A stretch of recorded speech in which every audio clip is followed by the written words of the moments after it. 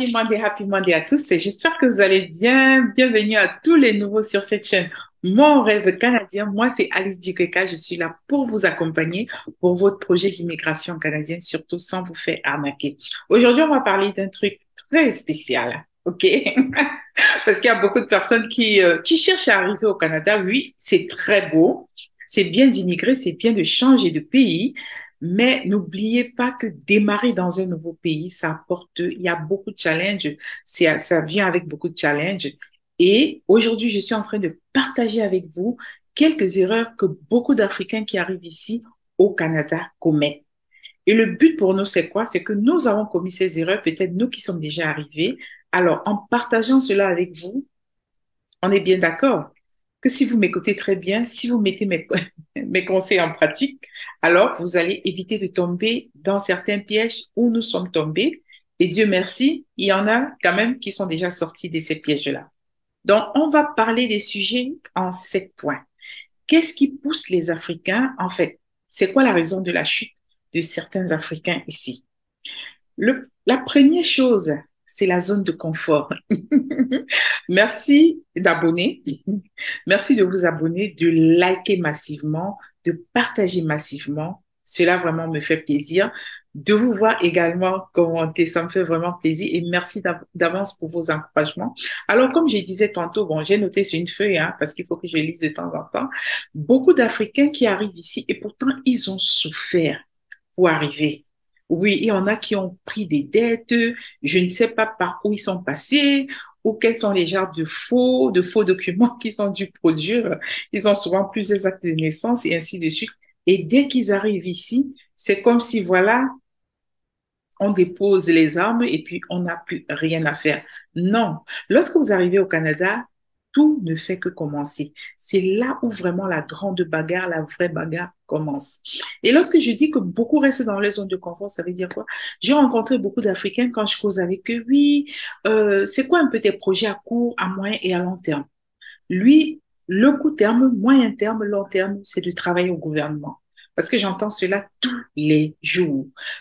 La majorité des Africains qui arrivent assez diplômés veulent juste travailler au gouvernement. Et je demande, c'est quoi pour vous le but de travailler au gouvernement? Oui, c'est parce que je veux avoir un salaire sûr. Et je leur dis généralement, c'est pas un très gros salaire. Pour quelqu'un comme toi qui a tellement souffert pour arriver ici, le salaire n'est pas aussi intéressant que ça. Ils te disent non, tant qu'ils ont leur petit salaire, et ils insistent très bien, tant qu'ils ont leur petit salaire, ils peuvent un peu manger, c'est tout. Il y en a même qui m'avaient dit, là, je peux manger de la banane plantain tous les jours et boire du jus tous les jours. Je me suis dit, mais attends, on est où là? On est où là? Si vous êtes sorti de l'Afrique pour arriver ici, c'est parce que vous voulez peut-être, pendant que vous êtes ici, faire quelques investissements en Afrique. Et ne l'oubliez pas, parce que moi, je suis conseillère en sécurité financière, le Canada coûte extrêmement cher, selon moi, hein. Bon, si vous venez et que vous allez gagner des millions, je ne sais pas comment vous allez faire, mais si vous allez gagner ces petits salaires-là et puis faire des projets ici au Canada, peut-être comme l'achat d'une maison et ainsi de suite, vous occuper des enfants, investir encore au pays, ça ne va pas être évident. Généralement, bon, je vous donne les problèmes, mais les solutions en même temps. Généralement, lorsque vous arrivez, arrivez comme un guerrier. Ceci dit, vous pouvez commencer un travail, peut-être même au gouvernement, mais essayez de voir comment démarrer quelque chose à côté. Quelque chose de légal, bien sûr. Moi, c'est ce que je fais. Et puis maintenant, le deuxième point. Le deuxième point négatif, nous, quand nous arrivons ici, nous sommes une grande communauté, hein, surtout les Camerounais, vous avez également les Sénégalais et ainsi de suite. Vraiment, en tant qu'Africain, on ne devrait pas se rabaisser. C'est très, très important. On ne devrait pas se rabaisser parce qu'il y a beaucoup de personnes, lorsqu'ils se rendent compte que voilà, leur frère a essayé un peu d'exceller dans quelque chose, on a toujours tendance à le rabaisser au lieu de l'encourager. Donc, je veux par là parler de la jalousie. Parce que la jalousie, en fait, ça ne nous aide pas du tout. Ça ne nous aide pas du tout à avancer. Or, si nous sommes une communauté forte, ça pourra vraiment nous aider à aller au-delà de ce qu'on pouvait imaginer. Donc, c'est ça le deuxième point. Et puis maintenant, le troisième. Alors, dans le deuxième point, comme j'ai dit, je vais donner les solutions. Deuxième point, essayez juste de d'être content de voir votre frère évoluer et même, pourquoi pas de lui demander qu'est-ce qu'il est en train de faire exactement. Est-ce que vous pouvez vous associer? Lorsqu'on lance un business et qu'on est plusieurs à le lancer, ça peut aller très, très vite. parce que l'union fait la force. Alors, le troisième point, et ce que j'ai remarqué, il y a le problème chez nous, c'est donner et recevoir. On a un petit problème au niveau de ces concepts-là. Il y a quelque chose que mon père m'a toujours dit, la main qui donne sera toujours au-dessus de la main qui reçoit. Alors, apprenons à donner. Apprenons à donner. C'est quelque chose vraiment de très important. Ne nous disons pas toujours que voilà, on est pauvre, on a ceci, on a tel ou tel problème. On peut toujours donner quelque chose. Et lorsque je dis qu'on peut toujours donner quelque chose, il suffit juste si vous faites attention à ce que la personne aime, même une simple prière, même une simple attention, c'est donner quelque chose à quelqu'un. Alors, lorsqu'il s'agit de donner, lorsque vous rendez peut-être visite à quelqu'un, n'hésitez pas surtout à apporter quelque chose. N'entrez pas chez quelqu'un les mains vides. Et c'est le troisième point que je voulais aborder, très important, donc n'oubliez pas surtout cela, le concept de donner et recevoir, parce qu'il y a beaucoup de plaisir à donner qu'à recevoir. Maintenant, le quatrième. Le quatrième, je me suis rendu compte qu'il y a beaucoup de personnes, des fois, au niveau de l'argent, qui se contredisent un peu. Tantôt, ils disent que non, c'est pas bien d'avoir beaucoup d'argent. Tantôt, ils disent que non, et ainsi de suite. Mais vous vous rendez compte qu'ils se contredisent. Pourquoi? Dès qu'ils entendent qu'il y a quelque chose de gratuit, alors ils se mettent tous en route pour récupérer ce qui est gratuit. Et même quand le gouvernement lance peut-être une annonce, je vais donner 500 dollars, je vais donner 400 dollars gratuitement, vous voyez, tout le monde court vers là pour récupérer. Mais généralement, vous vous demandez pas qu'est-ce que je donne en retour lorsque je récupère ce qu'on m'a donné. C'est très important également que vous sachiez à ce niveau-là, lorsque vous courez pour récupérer, qui a travaillé pour que vous récupériez? C'est toujours vous qui avez dit que voilà, avoir beaucoup d'argent, c'est pas bien. Le problème, c'est pas d'aimer juste l'argent, on doit aimer ce que l'argent peut nous apporter. Parce que, comme je vous ai dit, vous avez des problèmes d'investissement. Alors, en travaillant un peu plus, même pas forcément en travaillant un peu plus, mais en mettant vos idées ensemble, vous pouvez aller très, très loin. Donc, ne vous basez pas toujours sur ce que le gouvernement va donner. Peut-être ça peut faire plaisir, mais pas tout le temps. Et lorsque la majorité court vers ce que le gouvernement donne, généralement, quand le gouvernement dit, voilà, je vais vous faire si vous cotisez à tel endroit, je vais vous faire des retours d'impôts et ainsi de suite. Ça, c'est intéressant dans le présent, mais le problème, c'est que dans le futur, ça cause beaucoup de problèmes à certaines personnes. Et j'ai eu certains clients qui sont venus vers moi et qui m'ont dit, mais écoute, voilà, je suis déjà à la retraite. Comment est-ce que je vais faire? Je me rends compte que je paye plus que ce que le gouvernement m'avait donné. Bien sûr, c'était ça le piège. Donc, toujours vous renseigner lorsque vous recevez quelque chose. Qu'est-ce qu'on attend de vous en retour? Et le cinquième point, beaucoup de personnes, lorsqu'elles arrivent ici, elles ont des problèmes avec le Canada, les Canadiens, et se mettent à maudire tous les Canadiens. C'est pas tous les Canadiens qui sont méchants, ok? C'est pas tous les Canadiens qui sont méchants. Et moi, en tant que chrétienne, moi, je dis toujours, prions pour ceux avec qui nous vivons sur ce territoire. Prions pour les Canadiens parce que notre bien-être en dépend. Et c'est même dit dans 1 Timothée 2:2, prions pour tous les hommes et également pour les grandes autorités parce que nous dépendons également quelque part de ces autorités-là. Et il y a également, je crois, c'est Jérémie 29 où on dit de prier pour le bien-être de la nation. On dit de prier pour la nation parce que notre bien-être en dépend. C'est Jérémie, laissez-moi lire. Pap, pap, pap. Donc, c'est Jérémie 29, verset 7. Recherchez le bien de la ville où je vous ai mené en captivité et priez l'Éternel en sa faveur parce que votre bonheur dépend du sien. Donc, ça, c'est une des raisons pour lesquelles je dis beaucoup ratent un peu ici parce que voilà, dès qu'il y a quelque chose qui ne va pas, ils se disent, oh, tous les Blancs sont méchants.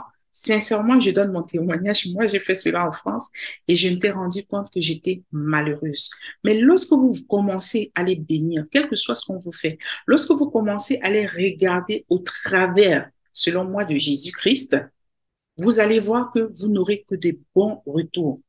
Et ensuite, il y a un autre concept, le septième concept, très important également, j'ai travaillé dans une compagnie et ils m'ont fait cette remarque-là. Ça peut arriver à tout le monde. Si on vous fait cette remarque-là, ça ne veut pas dire que vous êtes sale, mais c'est juste que nous devons faire un peu attention parce qu'on a des aliments assez épicés et lorsqu'on est au travail, Ça peut déranger des fois, quelqu'un peut même perdre son travail à cause de cela. Parce que, voilà, nous au Cameroun, par exemple, on mange du poisson brisé avec des épices. Alors, lorsque vous transpirez, on a l'impression de sentir ces épices-là. La solution, c'est quoi? C'est que on doit mettre des déos. Parce qu'ils m'ont dit ça ici au boulot, que c'est très important. Ils m'ont dit, ouais, on sait que vous n'êtes pas sale, mais donc ils parlaient de nous, les Africains et les Indiens. Ils me disaient, on sait que vous mangez très, très épicé, donc surtout, n'hésitez pas, même à avoir vos déodorants dans le sac à main et d'utiliser le déo peut-être toutes les 3 heures ou pendant toutes les pauses. Donc, si vous avez eu ce problème, ne vous sentez pas insulté. Bon, c'est comme ça lorsqu'on est dans une nouvelle culture, quoi. Et dernière pour la route, ça c'est un bonus, hein, c'est un bonus. Et c'est bon, ça peut peut-être faire rire, mais là je ne juge personne, ça nous arrive à nous tous, ça. Étant donné que nous devons quand même nous plonger dans la culture québécoise ou bien dans la culture canadienne, c'est bien que nous préparions également notre environnement pour bien le recevoir. Parce qu'il y a d'aucuns qui me disent, ouais, ce sont les Blancs, je ne comprends pas ce qu'ils disent, parce que souvent les Québécois, ils ont un autre accent. Hein. Pour ceux sont en train d'aller du côté du Québec, ils ont un autre accent, mais n'oubliez pas de vous mélanger à la culture québécoise ou à la culture canadienne. Pour nous qui sommes en Ontario, c'est pas évident parce que ici, bon, on vit, chacun est dans sa communauté, mais dès que j'ai l'occasion de rencontrer les autres personnes des autres communautés, je me dis pourquoi pas, parce que nous allons apprendre les uns des autres. Si vous venez au Canada, c'est pour apprendre une nouvelle culture. C'est très important de savoir. Donc, ne restez pas dans votre coin avec vos amis qui parlent votre dialecte seulement et ainsi de suite. Mélangez-vous à la culture canadienne ou québécoise. Et lorsque je dis se mélanger, c'est que des fois, vous allez vous inviter, hein. Mais dans les premiers temps, on s'invite généralement au café. Et quand vous allez les inviter chez vous, moi, ce que je fais avant, essayer d'ouvrir toutes les fenêtres, aérer la maison. Et encore, comme j'ai dit, on a nos épices qui sentent très fort et c'est pas tout le monde qui va apprécier. Du coup, avant de les inviter, préparez carrément quand même l'environnement. Essayez de voir les odeurs, si tout le monde peut supporter ces odeurs-là. Mais généralement, les Blancs ne supportent pas les odeurs de nos épices parce qu'ils trouvent que c'est très fort. Donc, alors, si vous préparez l'environnement comme ça va être bien.